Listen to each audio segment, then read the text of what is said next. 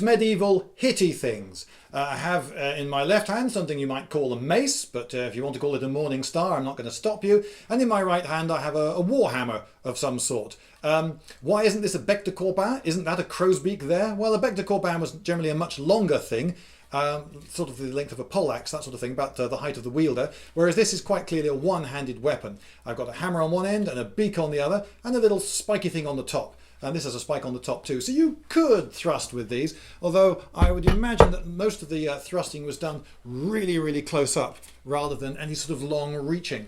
These are smashing, piercing weapons. And I have a choice of a piercer or a smasher on this one. And I can change from one to the other in a blink. These appear late in the medieval period, and the most probable reason for that is quite simple. What the opponent is wearing. If the other guy is wearing loads and loads of armour, then it's really difficult to hurt him with a sword. You can't cut through well-made metal armour. So you just try to bash the hell out of the guy in the armour and knock him senseless. Or possibly, with this, puncture deep enough to actually cause some significant damage.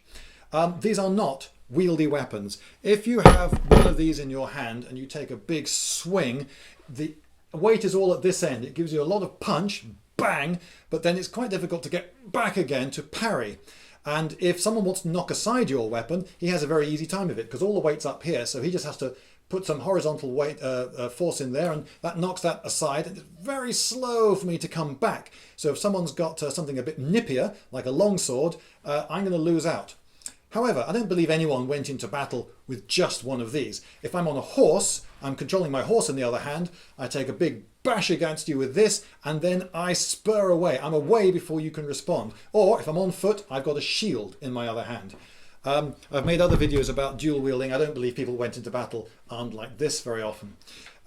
So, is this a Lucerne hammer? No, it's a little bit too short.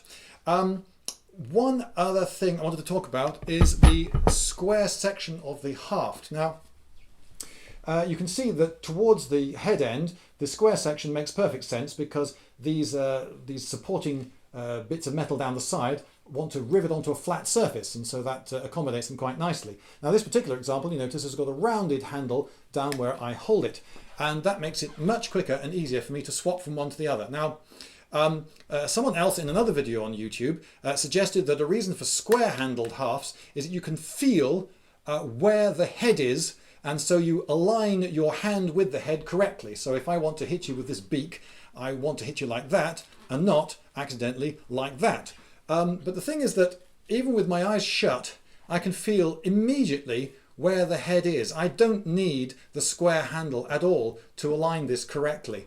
It's dead easy for me to realign, so I don't believe that reason for the square-handled, the square hafts. Right, late medieval hitty things. They have all sorts of heads, beaks, hammers, spikes, and so forth. I don't think we should really tie ourselves in knots as trying to categorize and name every single one. They're a weight on the end of a stick with some sharpness involved, and you hit people with them.